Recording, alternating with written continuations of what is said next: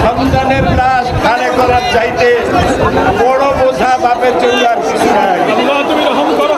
আল্লাহ আমার কলিজার টুকরা সন্তান সারা বাংলাদেশের বাইরে কোরআনের তাফসীর করত।